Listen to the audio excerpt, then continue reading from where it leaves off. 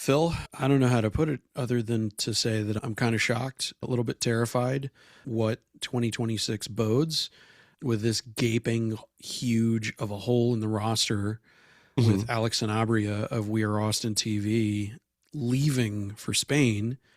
I don't know what the club can really expect out of this season, if you ask me. Right.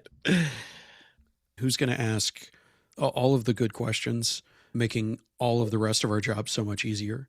Who is going to abruptly try to translate English language wordplay into Portuguese to ask Biro about inside jokes? Yeah, we're going to miss this guy. God. We've lost our Portuguese translator. Yep.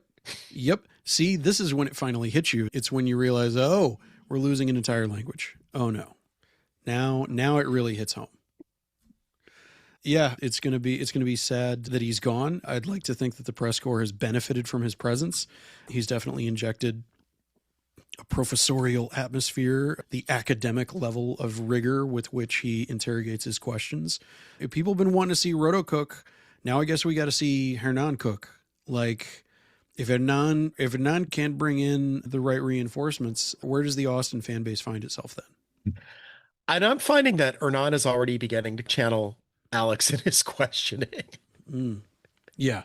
Have you noticed that? There is a Sanabrian energy that Hernan has definitely found himself possessed by. Like a Jesuit becoming Pope.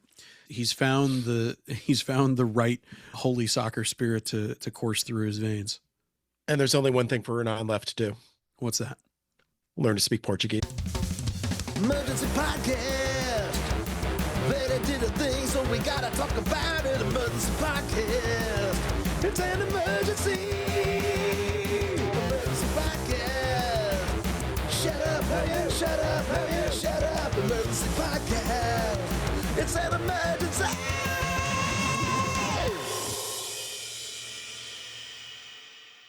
Hey, hearty hello to you all, and welcome to Emergency Podcast, the Austin FC podcast, where we talk about all the Austin FC emergencies. Like, we got to see them play today, and we got to see them play today. Moisés, I saw you in the press box. We hung out. We saw no goal scored. How are you doing? We saw no goals scored by Austin. I'm doing fine. I'm with Nico Estevez in the notion that the preseason is a liar.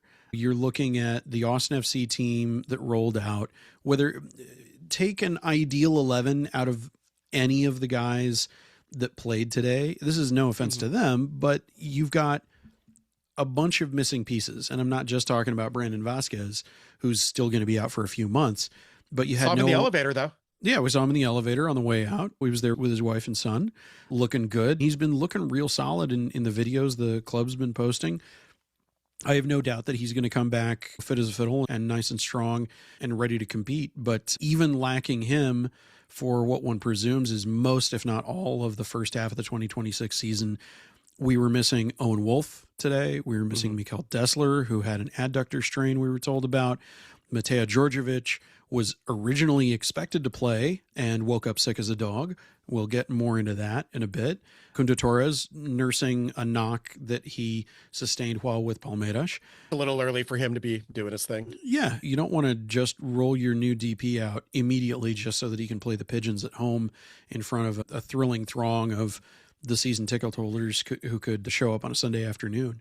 A lot of folks missing, other folks running conservative minutes like Danny Pereira. Frankly, to me, the big thing about today was seeing which young upstarts were getting the minutes, were getting the run out, were getting the chance at things. And we found out in Spanish, thanks to Alex, I should mention, that one of the little things that I felt like I was pretty safe presaging turns out to be the case in terms of the club's plans with Jorge Alastuey. Yeah, that was interesting for sure. Yeah, that was one of the better moments of the press conference. I mean, he got 60 minutes today. You don't give 60 minutes to a guy that you're still, jury is out, figuring out what you're going to do with him. This is going to be a long season. It's a season of 2 seasons. It's a season of 3 competitions between MLS Cup, Leagues Cup, and the Open Cup. Frankly, to me, this is the time that you want them depleted at home before going to Coachella to play 3 games back to back. And to back. And I'm the opposite of worried. This is what preseasons are for. I'll put it this way. Austin is definitely not in the position of the San Jose Earthquakes. They're not in the position of the Vancouver Whitecaps, who don't know where they're playing for sure at the moment. There are much bigger problems to have in the soccer world, in the MLS world in particular. I like that in the conversation that we got with Brad Stuver, that he talked about how he has been preaching caution and calm and patience and bringing in new transfers that are coming from the MLS world, who know the MLS world incredibly well, like Facundo Torres, even though he didn't play in MLS last season. That is going to be one of the biggest difference makers this season. The thing is, all those guys need to play together a lot more. That's the big thing. They got to get used to each other. They got to get used to each other's energy and vibes. Yeah, would I have preferred to be a 10-0 drubbing? Sure, every time. That's what I would always prefer. But this kind of thing, this is what preseason's for. It's, the fans got to see us lose 2-0 to a team that is in the process of working themselves out. We've got to show up better for them against Minnesota in a few weeks. To me, that's the hunger to really redouble and rededicate to showing up right at the end of February. Yeah, and NYCFC did have a lot of their attackers. They had Maxi Morales, they had Thales Magno, they had Agustin Ojeda. So they were at kind of much more full strength in the first half than Austin was. And that was something that Esteves pointed out. So don't necessarily worry that they only had one shot between a minute 3 and then 65 minutes or so, right? I recommend folks watch both the Nico and Brad portions of the press conference for this, because I think it's about setting the tone and setting the temperature for expectations. And I think that there was something really good that he said, using the word that I think there's a certain amount of curse that hangs over the word vertical or verticality, lingering from the Josh Wolf era, because it was something that got repeated multiple times and people didn't like the context in which it was being used. It's a good term. It's something that everybody who has wanted more attacking threat from Austin, that's what everybody wants. That's what it describes. Like me with stats, I don't have to love stats, but stats are there for a reason. They're there to indicate and demonstrate something. Yeah, and I think the problem with that was that Josh Wolf coined it in terms of ruthless verticality, but it was really more pointless verticality, the way that the offense was structured. Verticality to nowhere. Right, exactly. Yeah. To me, the great thing about what Nico got into was we made mistakes because we were trying to be more vertical. And he was very happy about this. Why is the coach happy about mistakes? Soccer is a game of mistakes. One of my favorite ways to encapsulate what I love and also hate about soccer. It is a game of mistakes. Right. It is a game where one incredibly stupid second red card from Real Madrid can result in changing the UEFA Champions League table and who gets into the playoff and who doesn't. The mistakes that were made today were all about, we were seeing more vertical presence than we are used to. Did it amount to much? No. Like you said, we didn't really see many shots, but we were seeing more functional ball possession. It wasn't, let's send a cross over here just to send the ball somewhere. And this is with the top 4 attackers off the roster right now. Right. So Vasquez still rehabbing his knee, obviously. Zuni sounds like he's about a week out. Owen Wolf, he's rehabbing. Sounds like he's progressing, may or may not be in the opener. And then, of course, Facundo Torres just got here and looks like he's about a week out as well. Looks like we'll see him at Coachella. By the way, those 2 Saturday games will stream. So we will be able to not be in a stadium again, unless, of course, you go to Coachella, which I heartily recommend and wish I had time off work and I wish I could do that. But you've sold it incredibly well to me, where I, especially with this squad, MLS vets, guys who know this league, guys who know these players just from the opposite side of the ball, integrating into this lineup. I think that Coachella, and maybe the last Coachella or the next to last Coachella, this one could be especially special as compared to the other ones when it comes to seeing that dynamic come into play. This is a group of guys who, Brad made a great point. Most of the guys on the roster now have been through a cup final now. They've been through losing a cup final. That is, I know what that feels like, and are motivated to not feel like that again. Yeah. And that's part of the experience that the Nashville side that they played against in that Open Cup, a bunch of those guys had that experience. This is a very unique kind of fuel in the tank. There are emotions, and then there are the emotions of a cup final. And that's something that I think steals a lot of these guys who are held over from last year's squad. And the new guys, they are hungry to prove themselves in various respects of their own. Facundo wants to make that World Cup squad. This is a team where he's going to get those minutes and he's going to get that opportunity. And like you said, Nico indicated to us that both he and Mirto are worked in training with the squad and could feature as soon as Saturday. And that will be a glorious thing to watch if we get to see some of that cohesion already happening in just under a week's time. Right. So let's go ahead. What do we want to say about the game, really? I'm kind of more interested in talking about the things we learned in the press conference, but the game itself, you can read that up on Verdale Day, of course. 2-0 win for NYCFC. They got their goals around minute 30 and around minute 45. Essentially just kind of two defensive breakdowns. That second goal in particular, Ojeda was wide open on the left flank when the pass came to him, and a pretty easy shot for him. Not the best day for Stuver, but he was owning that in the press conference. And then I thought Alastuey looked good. I thought he was holding his own against MLS competition. So that's certainly encouraging. And yeah, the indications that we got from Nico Estevez in the post-match press conference was that he's essentially competing for a spot on this team. Like, it's not inconceivable that he could be a supplemental player on an international spot, which we did not think that we would see. Valentin Noel seemed to be like the test case for that. But there's something about Alastuey I'm feeling that he's maybe thought of as having potential beyond what Valentin Noel had. Yeah, and it's no shade against Val Noel. I think he's really solid.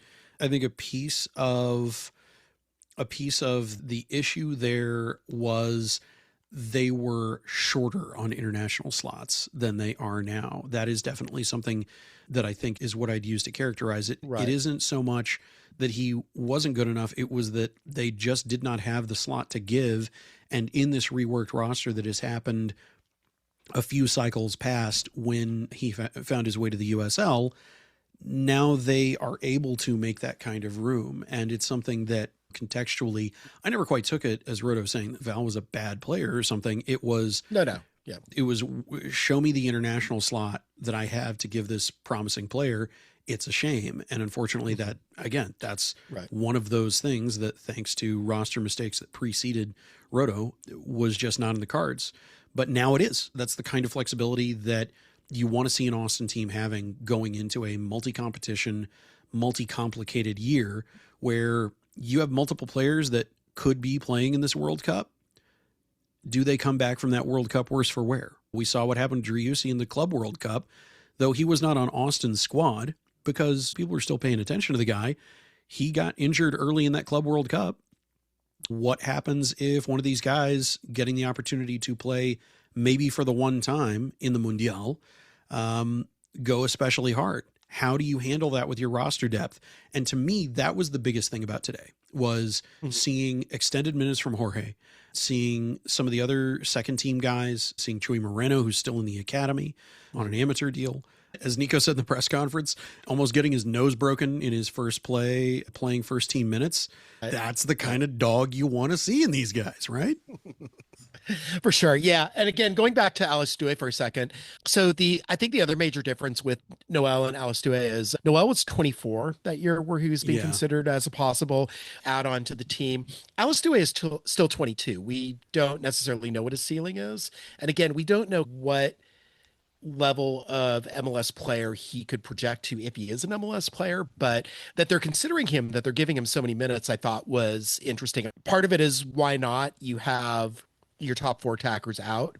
Why not give him an extended run? This is the preseason, but also he's La Masia trained. I mean, he's got a pedigree. He's someone who, if he's got the talent level to do this, has trained in the right way.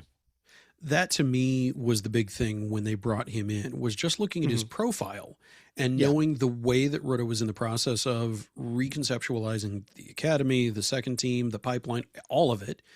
That said to me, this is a guy, they want this to work out. They want this guy to be the future of the Austin FC attack, who they are bringing in and giving first team minutes to at 22. and he is rapidly making a difference. That's what they want to see. And though he got injured last year playing on the second team and was out for a little while, when he came back solidly, he was making a meaningful difference, not just doing one job, doing multiple jobs. He was playing as a 10. He was playing as a center forward. He was dominating in the attack without ball hogging. There was that kind of pet ball, share the ball kind of thing. But when he had a clear move to make, he was never afraid of making that move and made it every time. That's the thing, is watching him with the second team last year. Hernan would tell you the same thing. Very impressive. And it wasn't just impressive for MLS Next Pro, but impressive.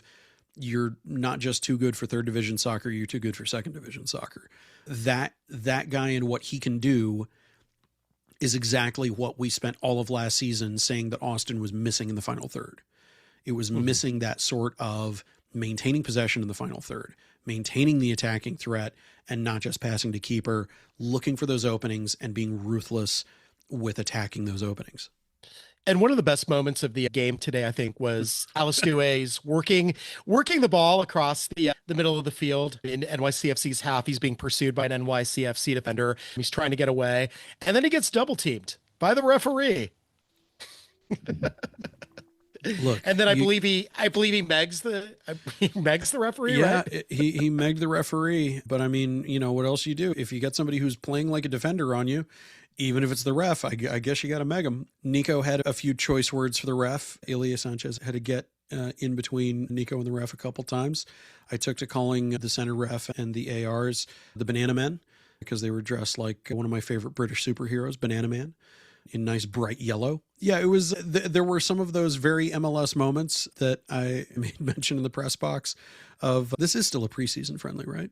We needed to redo or restart 3 times just to make sure that the ref was happy. Had tones of MLS Next Pro at moments. Like that was overtones of MLS Next Pro were more in the officiating than the play, is the most high compliment that I can give the Next Pro guys that were playing up with the first team today.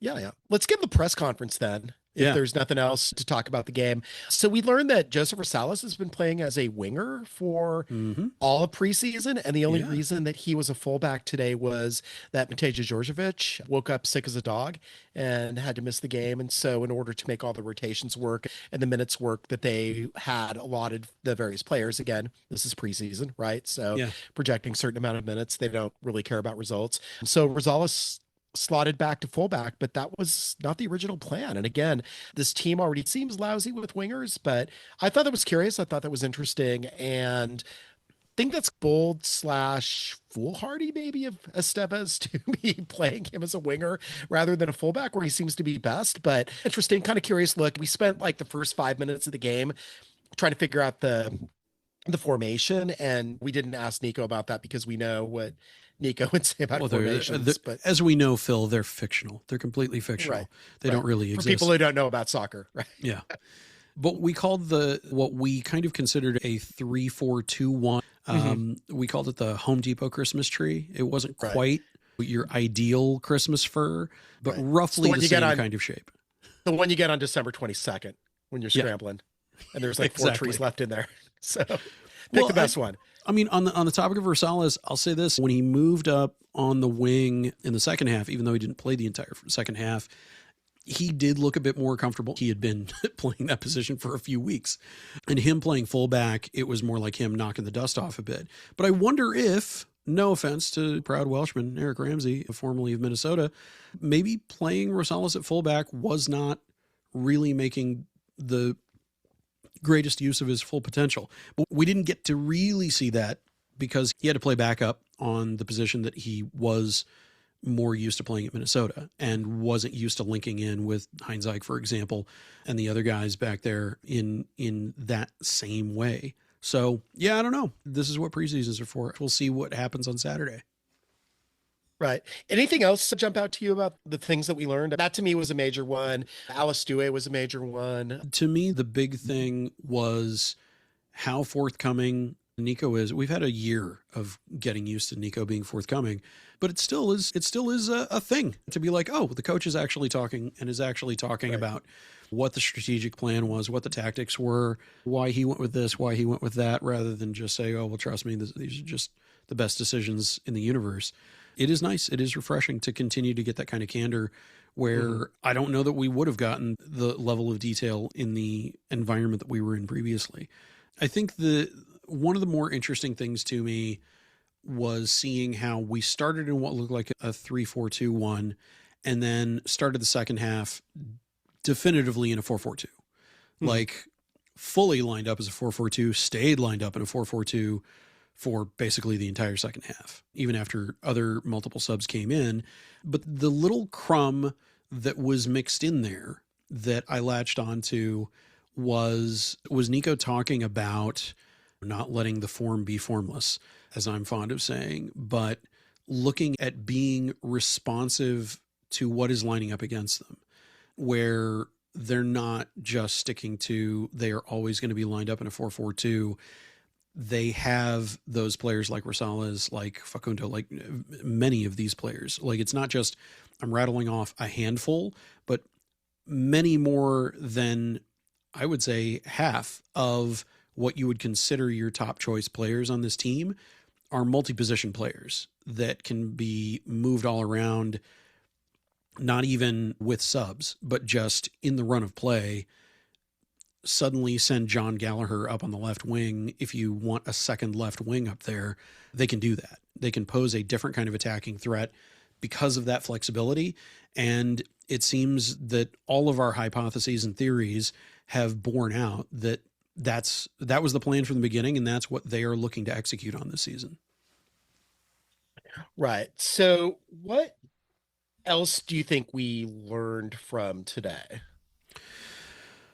I think we learned that Jorge Alastuey has that dog in him because he really went for it. In some ways, the knee-jerk worry of, oh, second team guys are playing. Second team guys were linking together really nicely. These are guys who played the majority of last season together and know each other incredibly well.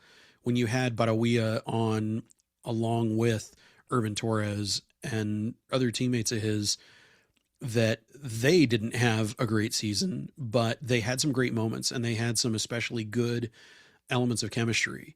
And when it comes to looking at your top players from your two team as your reserve squad, I am more validated about the invested time in those younger players than ever, because there is a strong spine of, okay, let's throw Ethan Finley at the problem. Right. Yeah. Yeah. And by the time they got on, they were playing against kind of lesser NYCFC players. Like they did, I think they did like a 9-player sub at one point in the second half. Yeah. So, they did a full hockey line change. Yeah, it was pretty impressive. But yeah, Barawia looked good. He had a shot on goal that tested the keeper more so than what the first teamers that were out there managed to do. Moreno had some moments. Yeah, Torres had some moments in there as well. So Irvin Torres, that is right. So obviously Torres did not play. Well, I mean, and we talked about that too. That's going to be the confusion of potentially having two players with the same last name on the team, which is something that we really haven't had. And now there are two Johns and they're spelled the same too. So it's going to be a season of confusion. Figure out your delineation now. But those second team players, that's something to keep in mind, because there will be an international break before the World Cup that will be consequential as to whether certain teams like Ukraine and Albania make it into the World Cup. Right. Who are you playing when Svatak is out, when Uzuni is out? These guys are definitely going to get some of those minutes, especially considering they're in the spring. And I need to look at the way that the dates line up, but keep in mind that you've got those Open Cup games on the other side of those guys going and doing World Cup qualifying playoffs. There is that fixture congestion that we mentioned everybody should be worrying about now. And it seems that's very much been in the plan for what Nico and Rotor are doing. you're going to have Damian Loss playing some of those cup competition games. You're going to have some of these second team guys. Yeah, and I thought that was interesting. Brad talked about Damian Loss and their continued partnership and how Damian is looking to him for some guidance and advice and things like that. And he sees this as a continuation of the relationship that they had when he was in Louisville. I do think it's interesting because we know that Damian Loss is extremely competitive. We know that obviously it seems like, barring something really, really strange, that Brad Stuver is your number one goalkeeper and is going to be that in opening day. But Damian Loss would eventually like to unseat him. So as much as Brad talked about 5 or maybe 10 years, well, not 10 years, he said in the press conference, like he plans to be in Austin for the rest of his career. That's kind of ideally what he would like to do. If Damian Loss is going to be a goalkeeper in MLS, sorry to say, it's probably going to be with another team, but yeah, I think we enjoy him while we can. I think that we are going to see kind of a more outsized Damian Loss in cup competitions than we saw with Stephen Cleveland, of course. So yeah, I agree. He kind of flubbed his audition against El Paso. I don't think Damian's going to do that. Damian was pretty solid in the 30 minutes that he was in. Yeah, I thought. And he was much beloved at Louisville City, and their fans are incredibly sad to have lost him after a couple of really solid years there. Oh, yeah. The recap of their preseason game against Austin was like, oh, yeah, Louisville couldn't score. A lot of it had to do with Damian Loss. So. Yeah. I feel like there's a solid pathway there. And who knows what Brad's plans are? None of these guys want to talk about, this might be my last year, or this might be my next to last, or something like that. With Damian knocking at the door, look, if Damian showing up big in Leagues Cup and Open Cup wins Leagues Cup and Open Cup, that is a solid thing to keep him here and not have him wanting to transfer out, and instead make that warm, comfortable transfer of the gloves from one guy to another. But yeah, I think he wants to be number one somewhere as soon as possible. Yeah, you want to be the number one. You want to be getting those minutes. But if it's the case of Austin is expecting that they're going to stick with Stuver and they've got more guys in the pipeline behind Loss, that's great. If you're going to sell Loss for big money to Europe or who knows where. I think it's a good situation for Austin to be in where they're not concerned about the reserve goalkeeper, but then it does make me wonder, what is the plan if they do end up selling him for solid money? Who do they have backing him up? Charlie Farah from FC2? I don't know. I also just kind of had a horrible thought right now. You have those, don't you? Martin Paz just left FC Dallas. Don't. And I know they're talking about Sirwa. No. They're talking about getting Sirwa, so like they'll have a keeper, but God, Phil. Oh, why? Could you imagine? I mean, you can't imagine. I don't. You don't want to imagine. I actively refuse to imagine, Phil. Yeah, this is why I'm here. There you go. This is what I do. This and other things, not just this. Give yourself more credit. Yeah, I don't know. That's, to me, the solid footing of things is what this club has wanted to have since its inception. There is something resembling stability. This is, as we understand it, Nico's final guaranteed year with an option year as coach. So he's got to show up. He's got to prove himself. He's got to give them a reason to do that renewal. And we'll see the proof in the pudding when the season actually starts. There were a couple things I did want to mention about other stuff that Brad said. Our colleague Laura talked to him about political stuff, something Brad has never been really terribly nervous about stepping into since he became the number one at Austin. And I asked a bit of a follow-up at the end, and there was some indication that there are guys who feel like they can comfortably do something like repost things on social media. There are guys who do not feel that, understandably. People who are here on paperwork that can jeopardize under the regime that's in the White House right now. And it was really encouraging to me that as much as, I'm going to use the word deserved, as much deserved stick as I think the front office can get from the fans about political speech, about demonstration, about that kind of thing, it would be another thing if they were actively discouraging their very vocal, very politically active number one keeper from being as forthright about this kind of stuff as he is, especially considering that Minnesota, in whose backyard everything that's going on is literally happening as we speak. And despite one guy getting reassigned and some other guys getting reassigned, everything that was happening there is still happening there. This isn't going away. It isn't going to be gone by February 22nd. And I really appreciate the fact that it doesn't seem like there's active discouragement from letting the players be who they are. as authentically and loudly as they want to, as they feel comfortable being. Mm-hmm. Yeah. And again, like I know that a lot of our fellow podcasters have been speaking out about stuff, and I try to keep this like not political at all, but I'm going to say something here.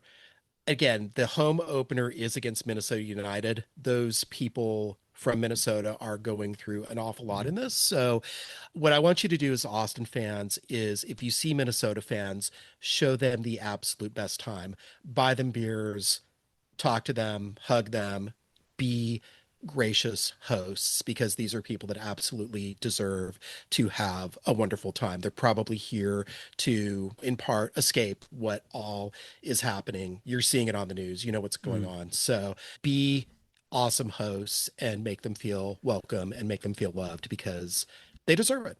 And to your point, look, I think the Verde All Day Nation, everybody who listens to this show is already disposed in that direction. But if you see people trying to pop things off and trying to get some feelings riled up and that sort of thing, do what you can to discourage that kind of thing. And that goes for not just, I think, the season opener, but this is a powder keg year in many different respects. And the biggest thing that you can do to de-escalate things is just to be a presence and not encourage it, for one, but also to discourage it in places where you can pull somebody in this city's colors away from somebody in opposing colors when it looks like something untoward is going to happen. If you have a friend who's maybe drinking a little bit too much because they're trying to escape from something, you can be the friend to help pull them back from making decisions that have a lasting impact. It's going to be a crazy year, and there are more of us than there are of them. And when I say us and them, people who want the better side of valor to prevail in all respects. And we have no way to foresee exactly what the year is going to entail. The way people are packing that powder keg tight, it's going to be a lot more itchy than I think a lot of us would like. Soccer now more than ever, I think, needs to be this kind of refuge for people who are just kind of feeling the wear and tear of everything that is happening in the United States circa 2026. There's some who say that professional sports in their current form came about instead of Europe going to war every few years.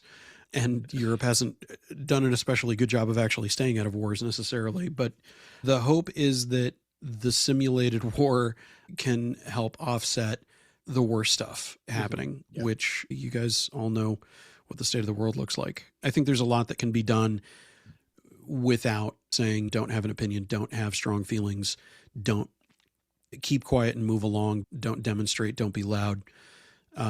Demonstrate, be loud, take care of yourself and those around you. That's all that any of us can do. Right.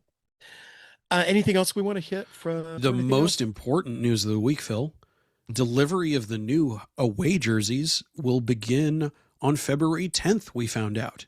Okay. You can pre-order them now. Not that anybody officially knows exactly what they look like, but the teaser image urging people to pre-order them and they'll deliver on February 10th, conveniently just the day before ATX versus Chicago. Look, there could be somebody who gets that new away jersey and gets on a plane to Coachella that day in time to see Austin play Chicago the next day. In perhaps those jerseys. Exactly. It's entirely possible. And didn't the graphic have the mint and white stripes that we already saw? KUTX Artist of the Month, Annabelle Chairlegs modeling? Yeah. Yeah, so it's a huge secret. Nobody knows what it'll look like, but go ahead and pre-order it. Super weird that she leaked it and is now Artist of the Month and seemed to be in on it and seemed to understand like what she was doing. So maybe like this was planned. Controlled marketing? Come on. No. Who would do that? Austin FC, maybe. This is the best thing I've heard in the history of the 8 years I've been on this planet.